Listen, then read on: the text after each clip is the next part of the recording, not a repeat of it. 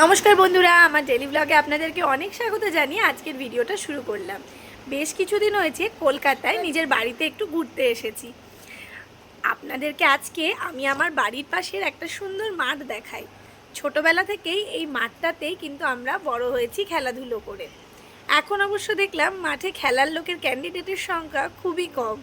বিকেলবেলা গুটি কতক বাচ্চা, আর দিনের বেলায় ওই পাড়ার আশপাশের বাচ্চারা দু একজন খেলে।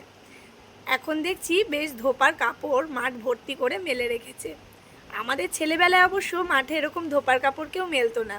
তখন আমাদের নিজেদের বাড়িরই ভারী ভারী কাপড়গুলো কিন্তু এই শীত যাওয়ার সময় সবাই মেলে রাখতো।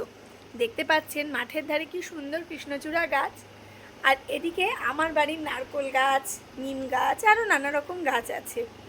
আমার ঘরের এই জানলাটা কিন্তু স্পেশালি তৈরি করা হয়েছিল এখানে বসে এই মাঠ দেখার জন্য। এখন কালের নিয়মে বাচ্চারা মাঠে ঘাটে খেলতে না গেলেও আমাদের সময় কিন্তু আমরা প্রচুর মাঠঘাটে খেলতাম।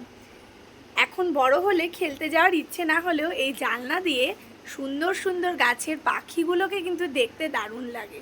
চলুন আপনাদেরকে দেখাই কি সুন্দর একটা হলুদ রঙের পাখি এসছে। আমার ছেলেরও কিন্তু এটা খুব পছন্দের একটা জায়গা। এখান থেকে বসে ও বেশ প্রকৃতিটাকে কিন্তু এনজয় করে। কিন্তু আবার ওর কিন্তু একটা ব্যাপার নিয়ে খুব চিন্তা আছে যে মাঠে গিয়ে খেললে ধুলো লাগবে। সেই জন্য ও বিকেলবেলা সেদিনকে বলছিল, দাদা তোমরা ধুলোর মধ্যে কেন খেলছো? কারণ এদের জেনারেশন তো জানেই না, ধুলো বালি মাটিতে মিশেই কিন্তু ছেলেমেয়েরা বড় হয়, যেমন ঠিক আমরা হয়েছিলাম। এখন আমরাই আবার ওদেরকে বকাঝকা দিই যে ধুলোর মধ্যে কেন খেলেছো।